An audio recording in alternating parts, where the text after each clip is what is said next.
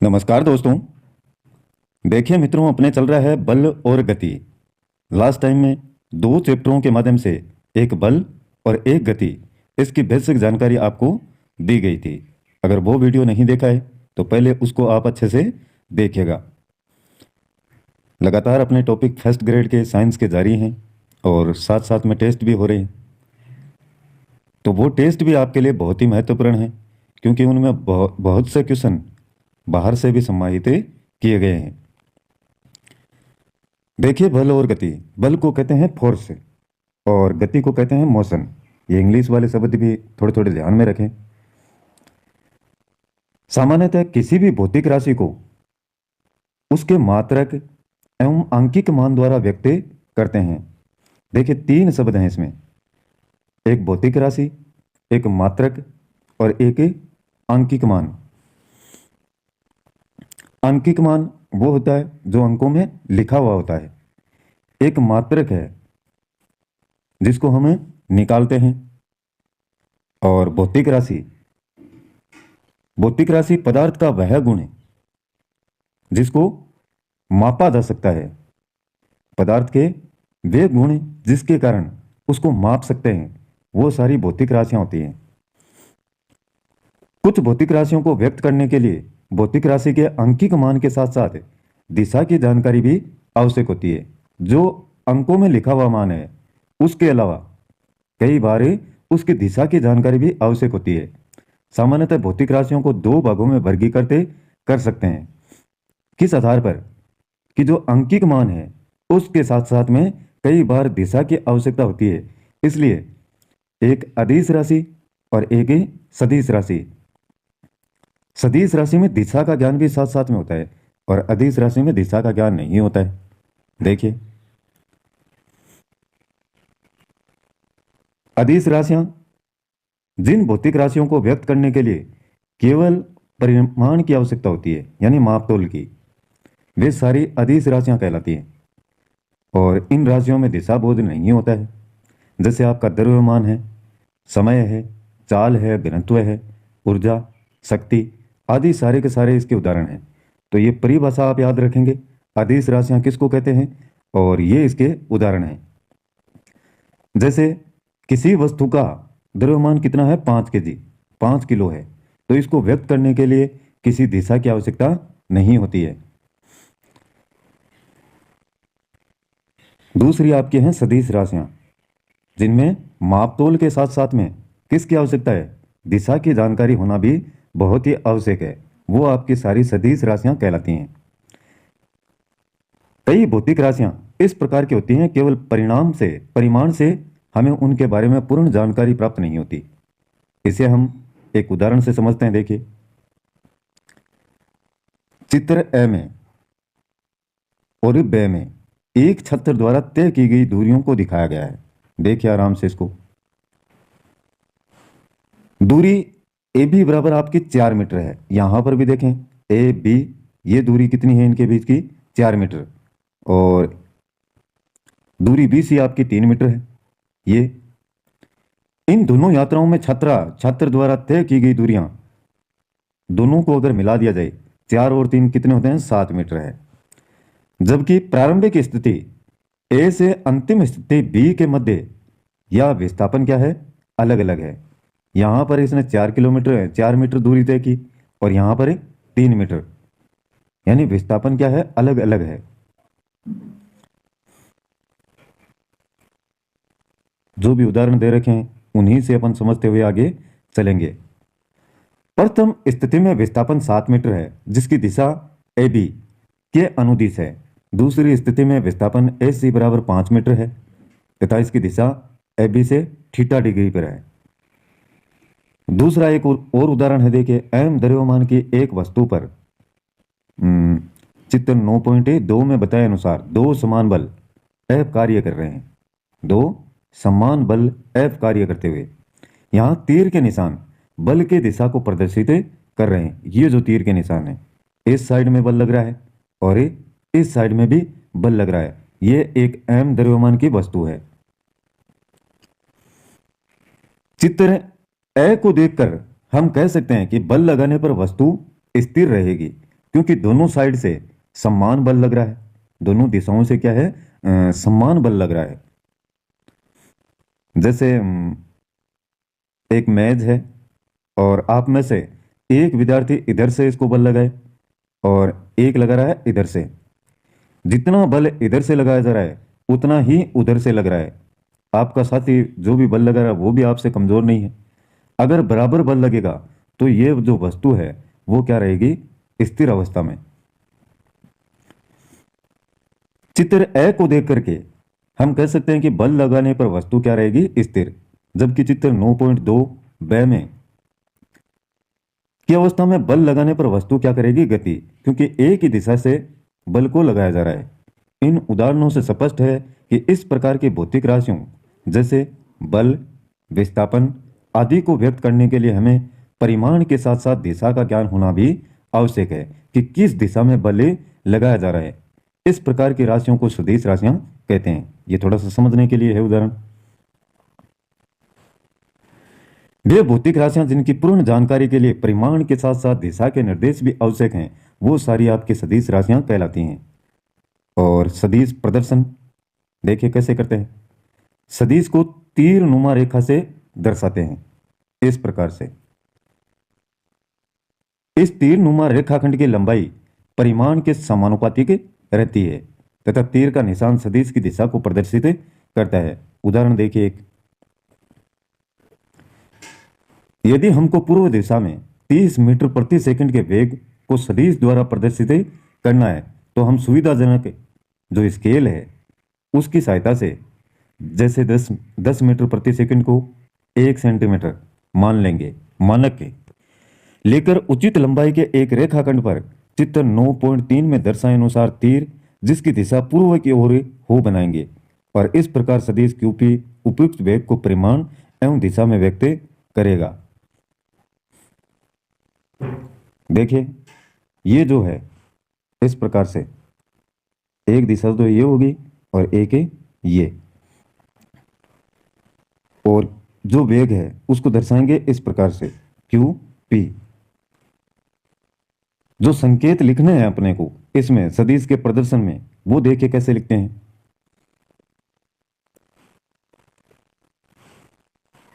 पुच्छ का अक्षर पहले, पुच्छ का अक्षर पहले तथा शीर्ष का अक्षर बाद में लिखकर उसके ऊपर एक तीर लगा दिया जाता है। ये आपका शीर्ष का अक्षर है और ये पुच्छ अक्षर। उदाहरण यहां पर जैसे क्यूपी लिखा तो इसके ऊपर क्या लगा देंगे, तीर का निशान लगा देंगे। इस प्रकार से आपको सदिश राशियों को निरूपित करना है। दूसरा, सदिश को गहरे अक्षरों द्वारा अथवा अक्षर के ऊपर एक क्षैतिज तीर लगाकर भी संकेतिक किया जाता है। यह क्यूपी है, या इसको ए के ऊपर तीर का निशान इस प्रकार से भी लिखते हैं तो यह भी सदिश निरूपणी है। परंतु हाथ से लिखने पर अक्षर के ऊपर तीर लगा देना सुविधाजनक रहता है। सदिश राशि के परिमाण को व्यक्त करने के लिए परिमाण यानी उसका सदिश का मापतोल है, अगर वो लिखना है तो इस प्रकार से एक कोष्टक लगाएंगे और उसमें लिखेंगे ए और ऊपर लगा देंगे तीर का निशान। तो इस संकेत से समझ सकते हैं कि यह सदिश का क्या है, परिमाण है, सदिश राशि का परिमाण। या फिर सामान्य अक्षर ए का उपयोग भी करते हैं। सदिश के परिमाण को सदिश का मापांक भी कहते हैं। मापांक है उसका माप है जो अंकों में लिखा हुआ है। सदिश ए का परिमाण या तो इस प्रकार से लिखेंगे या इस प्रकार से। अब देखिए एकांक सदिश, यूनिट वेक्टर। किसी सदिश ए का एकांक सदिश वह सदिश है जिसका परिमाण इकाई या दिशा सदिश ए की दिशा है। सदिश ए तीर का निशान के इकाई सदिश को इस प्रकार से केप लगानी है ऊपर। इकाई सदिश को इस प्रकार से प्रदर्शित किया जाता है। नोट, यहां पर जो ए के ऊपर केप लगाई है इसको ए केप से उच्चारण करते हैं, बोलते हैं। और निम्न प्रकार से इसको व्यक्त किया जा सकता है, या तो इस प्रकार से जो ए तीर का निशान लिखा हुआ है, या फिर ए को इस प्रकार से कोष्टक में लिख के और उसके ऊपर तीर का निशान, या फिर ए के ऊपर केप। एक केप का मतलब जो सदिश है, जो सदिश है, और नीचे सदिश का परिमाण, वो आपका मान आ जाएगा एक एप का। एक एप क्या है? इकाई सदिश। इकाई सदिश को निकालने के लिए सदिश राशि में सदिश का जो परिमाण है उसका भाग देंगे, तो आप क्या आ जाएगी? एकांक सदिश या इकाई सदिश। और ये फॉर्मूला इसका बनता है। न्यूमेरिकल जब पूछे जाते हैं एग्जाम में, तो ये सारे के सारे उदाहरण आपके काम में आते हैं, तो अच्छे से इनको ध्यान में रखिएगा। और इसमें से न्यूमेरिकल आते हैं मित्रों क्वेश्चन इस प्रकार के, जिनको आपको निकालना, सोल्व करना पड़ता है।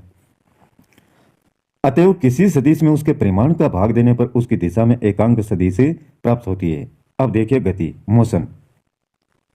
बाकी ये मुख्य मुख्य पॉइंट हैं वो पढ़ेंगे। गति के बारे में साधारण जानकारी आपको कल ही पढ़ा दी गई थी। किसी वस्तु, कण अथवा पिंड की स्थिति का समय के साथ में निरंतर बदलना ही क्या कहलाता है? गति कहलाता है। चाहे कोई भी वस्तु हो, कोई भी कण हो या कोई भी पिंड हो, उसकी स्थिति में समय के साथ अगर निरंतर बदलाव देखने को मिलता है तो उसको कहते हैं गति। इसी प्रकार से समय के साथ स्थिति का नहीं बदलना वस्तु की विराम अवस्था को व्यक्त करता है। अगर समय के साथ में कोई वस्तु की स्थिति में परिवर्तन नहीं हो रहा है तो आप उसको समझेंगे कि वह वस्तु क्या है? विराम अवस्था में है, यानी किसी प्रकार की उसमें हलचल नहीं हो रही है। गति या स्थिर अवस्था सदैव ही किसी निर्देश बिंदु, जिसे मूल बिंदु कहते हैं, के सापेक्ष मापी जाती है। ये कुछ उदाहरण हैं, तो इनको आप साथ साथ में पढ़ते रहिएगा। अब देखिए कुछ मुख्य गतियां हैं, और ये एक परिभाषा देखिए। निर्देश बिंदु के सापेक्ष वस्तु की स्थिति में समय के साथ में अनुवर्त परिवर्तन को वस्तु की गति कहते हैं। जो निर्देशित बिंदु है के सापेक्ष वस्तु की स्थिति में समय के साथ में परिवर्तन, लगातार परिवर्तन, तो उसी को कहते हैं वस्तु की गति। जैसे किसी समय में ये वस्तु यहाँ पर थी और धीरे धीरे क्या है, समय समय ज्यों ज्यों समय व्यतीत हो रहा है उसके साथ में आगे बढ़ रही है, चाहे दिशा कोई भी हो, किसी भी दिशा में, लेकिन गति तो उसमें हो रही है, तो इसी को कहते हैं वस्तु की गति। और ये कई प्रकार की गतियाँ हैं। एक है आपकी सरल रेखीय गति, एक है वृत्ताकार गति, एक दोलनीय गति। सरल रेखीय गति उसको कहेंगे जिसमें कोई वस्तु एक सरल रेखा के अनुदिश गति करती है, तो इसे कहते हैं सरल रेखीय। जैसे कोई एक लंबा पाइप है, उसमें गति देखने को मिल रही है, उसमें गति देखने को मिल रही है सीधे पाइप में, लंबे पाइप में, तो वह आपकी क्या है? सरल रेखीय गति। और भी इसके उदाहरण हैं, जैसे आपके वाहनों की गति है, रेलगाड़ी की गति है, ये सारे सरल रेखीय गति के उदाहरण हैं। वर्ताकार गति, जब कोई कण अथवा वस्तु वर्ताकार पथ पर गति करती है, गतिशील रहती है, तो उसको कहते हैं वर्ताकार। जैसे एक हल्की रस्सी से बंधे पत्थर को जब क्षैतिज दिशा में आप घुमाते हैं तो उसकी गति कैसी होगी? वर्ताकार। हाथ से मान लीजिए आप हाथ में पकड़ करके किसी रस्सी से पत्थर को आप घुमाते हैं तो उसकी गति होगी वर्ताकार। एक है दोलनीय गति, ये सारे बताए थे कल। पेंडुलम वाली घड़ी है, उसमें पेंडुलम की गति है, उसको दोलनीय गति कहते हैं। किसी मध्य स्थिति के इर्द गिर्द, जैसे ये एक वस्तु है, ये इसकी मध्य स्थिति है, मध्य की, और कभी ये इधर जाती है, कभी ये इधर जाती है, तो ये जो गति है यहां से यहां तक की, यानी कुछ समय पश्चात ये लगातार अंतराल पर दोहराई जाती है, तो इसको कहते हैं दोलनीय गति। नियत समय अंतराल में दोहराई जाने वाली गति आपके क्या कहलाती है? दोलनीय गति। और ये पेंडुलम वाली घड़ी है, उसमें पेंडुलम की गति मान लीजिए, या झूला झूलते हुए बच्चे की गति है, झूले की गति है, वो भी क्या है? दोलनीय गति के अंतर्गत आते हैं। नेक्स्ट दे रखा है पिंड अथवा कण।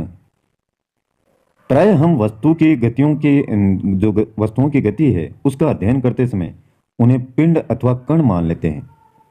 यदि वस्तु गति करते समय टुकड़ों में नहीं टूटे तो वह प्रभावी रूप से एक इकाई की तरह देखी जा सकती है और उसी को कहते हैं पिंड।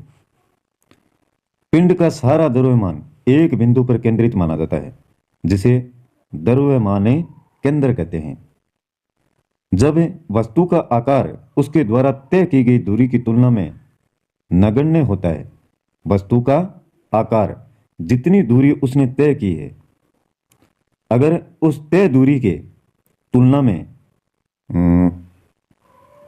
उसका जो आकार है वो नगण्य होता है तो उसको भी क्या मानते हैं, कण मानते हैं। जैसे किसी मैदान में गेंद द्वारा पार की गई दूरी की तुलना में गेंद के आकार को क्या मानते हैं, कण मानते हैं। अब बहुत ही इंपॉर्टेंट है दूरी तथा विस्थापन। दूरी और विस्थापन वस्तु की प्रारंभिक एवं अंतिम स्थिति के बीच सरल रेखीय दूरी को वस्तु का विस्थापन कहते हैं। यह एक सदिश राशि है, यानी दिशा का ज्ञान भी इसमें होता है। प्रारंभिक स्थिति से अंतिम स्थिति तक पहुंचने में तय की गई कुल दूरी अदिश राशि है। प्रारंभिक स्थिति से अंतिम स्थिति ये ए और ये बी, यहां तक पहुंचने में तय की गई कुल दूरी जैसे 4 किलोमीटर है, 4 किलोमीटर, तो ये तो आपकी क्या है, अदिश राशि है, यानी ये इसका सिर्फ परिमाण है, मापतोल है, कितनी उसने दूरी तय की है। विस्थापन में हम उस दिशा को भी निर्दिष्ट करते हैं जिस दिशा में दूरी को मापना है। किस दिशा में, अभी जैसे दो बिंदु हैं ए और बी, हमें नहीं पता है इसके बारे में कि इसने कौन सी दिशा में दूरी तय की है, लेकिन इतना पता है कि इसने 4 किलोमीटर की दूरी तय की है, तो इसको मानेंगे अपन सदिश राशि। लेकिन इसमें अगर तीर का निशान इस प्रकार से लगा दिया कि यहां से यहां तक की दूरी 4 किलोमीटर है, तब इसको क्या कहेंगे,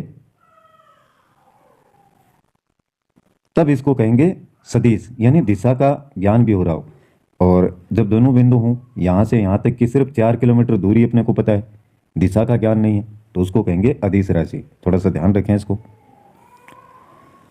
दूरी एवं विस्थापन दोनों लंबाई के माप में संबंधित हैं, अतः इनको लंबाई के मात्रों में व्यक्त किया जाता है और दोनों का अंतरराष्ट्रीय मात्रक एसआई मात्रक वो है मीटर। ध्यान में रखें किसका, दूरी और विस्थापन, दूरी और विस्थापन का दोनों का अंतरराष्ट्रीय मात्रक क्या है या एसआई मात्रक क्या है, तो उसको लिखते हैं मीटर में। दूरी को मापते हैं मीटर में और विस्थापन को भी मीटर में, ये ध्यान में रखें, कई बार पूछा गया है। यदि विस्थापन की माप को उसकी दिशा को छोड़कर व्यक्त करें तो इसे विस्थापन का परिमाण कहा जाता है। विस्थापन की माप है को उसकी दिशा को छोड़कर सिर्फ क्या है, सिर्फ माप को, यानी इसने कितनी दूरी तय की है वही माप, ये ए और ये बी बिंदु, इसने 4 किलोमीटर की दूरी तय की है, इस दिशा को छोड़ दिया जाए, कौन सी दिशा में ये दूरी तय की गई है, तो सिर्फ जो 4 किलोमीटर है दूरी, उसको उसका क्या कहेंगे, परिमाण कहेंगे, विस्थापन का परिमाण। विस्थापन किसको कहते हैं, एक स्थान से दूसरी जगह पर जाना, उसके बीच की जो दूरी है उसी को विस्थापन कहते हैं। अब देखिए चाल। गतिशील वस्तु द्वारा एकांक समय में, एकांक एक निश्चित समय में तय की गई दूरी को वस्तु की चाल कहते हैं। और ये चाल का फॉर्मूला है, वस्तु द्वारा तय की गई दूरी में, वस्तु द्वारा तय की गई दूरी में जब दूरी तय करने में लगा समय है उसका भाग देते हैं तो आपकी चालें निकल जाती है। प्राय मित्रों वस्तु असमान गति में होती है, यानी कभी तो वह 4 किलोमीटर प्रति आवर चल रही है, कभी 2 किलोमीटर प्रति आवर, कभी 8 किलोमीटर प्रति आवर, यानी असमान गति में होती है, ये देखने को मिलता है। अब एक बस चल रही है, अब वो लगातार ये थोड़ी है 60 किलोमीटर प्रति आवर की स्पीड से चलती है, कभी उसको बीच में ब्रेक देना पड़ता है, कभी उसको गति बढ़ानी पड़ती है, ओवरटेक कर रहा है उस समय। तो प्राय क्या है, वस्तु असमान गति से होती है और अतः ऐसी स्थिति में हम वस्तु की गति को उस चाल से व्यक्त करते हैं और किसी भी वस्तु की चाल ज्ञात करने के लिए वस्तु द्वारा किसी समय अंतराल में तय की गई दूरी में उस समय अंतराल का क्या करते हैं, भाग देते हैं, तो उसकी उस चालें निकल जाती है। ये थोड़ा सा नीचे फॉर्मूला है उसको समझाया गया है, ये भी देख लीजिए, इंपॉर्टेंट है। फिर एक उदाहरण को इसका देखेंगे अपन।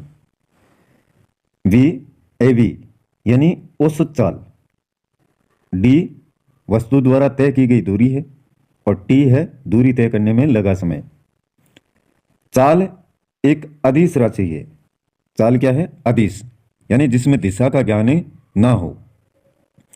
इसका एसआई पद्धति में मात्रक क्या है, मीटर प्रति सेकंड। याद रखें, मीटर प्रति सेकंड निकला कैसे, दूरी है, दूरी को अपन ने किस में मापा, मीटर में, और जो समय लगता है उसको किस में, सेकंड में, तो मीटर प्रति सेकंड।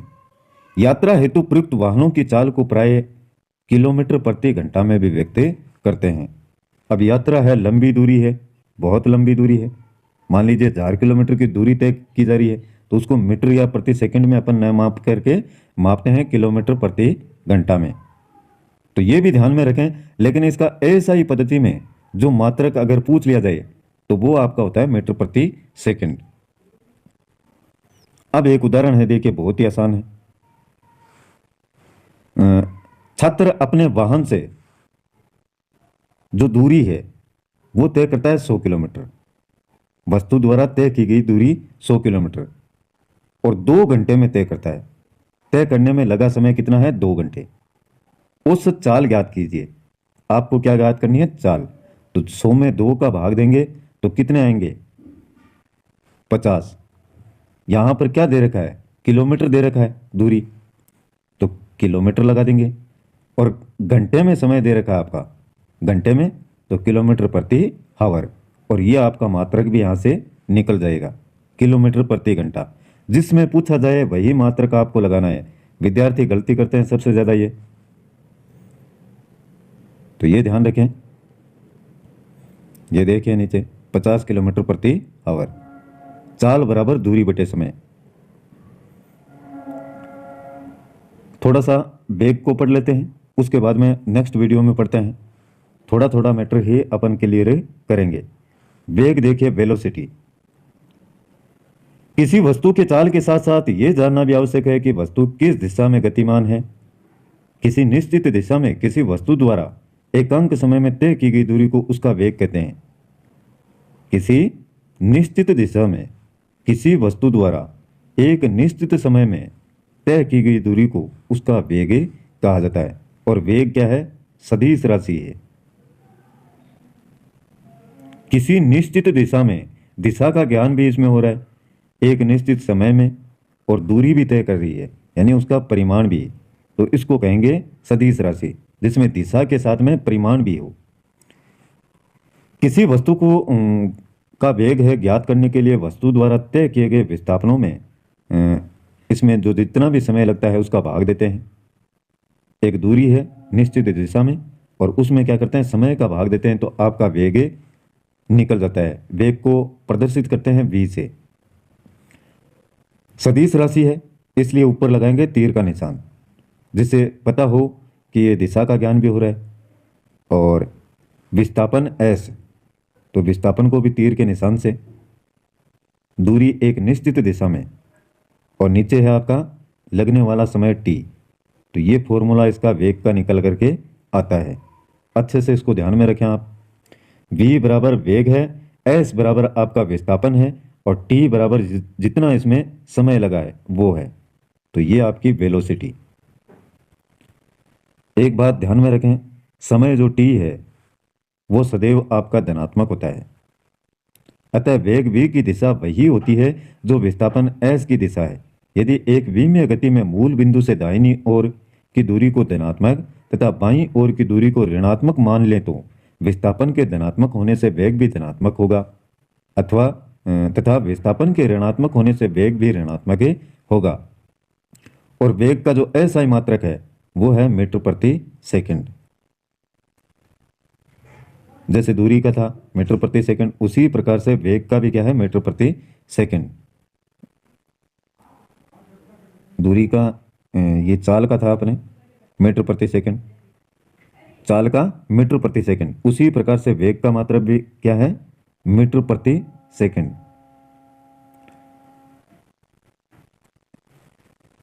आगे और भी देखिए इसमें फॉर्मूला कैसे बनता है। समान वेग से कोई वस्तु t समय में निश्चित दिशा से s दूरी तय करती है तो वस्तु का वेग v बराबर वेलोसिटी, s बराबर आपका विस्थापन और t बराबर समय। अगर इसको इस प्रकार से लिखा जाए कि विस्थापन निकालना है तो s तीर का निशान और विस्थापन इसको कहेंगे, बराबर क्या हो जाएगा, v आपकी वेलोसिटी गुणा में चला जाएगा समय। और केवल मापांक लेने पर यानी अंकों में मान लेने पर दिशा का अपने को जरूरत नहीं हो, उस समय क्या करते हैं, विस्थापन निकालना है तो तीर का निशान ऊपर से हटा दिया जाएगा और v गुणा t, इस प्रकार से इसको लिखा जाएगा। अब एक उदाहरण से इसको समझते हैं। ये उदाहरण बहुत ही इंपॉर्टेंट है आपके लिए, एग्जाम में ये आएंगे और फिर पता कुछ चलेगा नहीं। वेग का अगर फार्मूला आपके याद है तो आप इनको कर पाएंगे। एक बस पूर्व दिशा में गतिमान है और ये 4 घंटे में 200 किलोमीटर चलती है, तो बस का वेग ज्ञात कीजिए। वेग बराबर अपने को पता है ये विस्थापन बटे समय, विस्थापन बटे समय होता है। यहां दूरी कितनी है, 200 किलोमीटर है, पूर्व दिशा में है और समय आपका कितना है, 4 घंटे। तो विस्थापन कितना है, 200 किलोमीटर और समय 4 घंटे। 4 का जब 200 में भाग देंगे तो 50 किलोमीटर आएगा, 50 किलोमीटर प्रति आवर और पूर्व में। इस प्रकार से आप लिख सकते हैं। क्यों, क्योंकि बस है पूर्व दिशा में गतिमान है, अतः बस का वेग 50 किलोमीटर प्रति आवर पूर्व की ओर होगा। देखिए फॉर्मूला याद हो तो बहुत ही आसानी से आप इसको ज्ञात कर पाएंगे।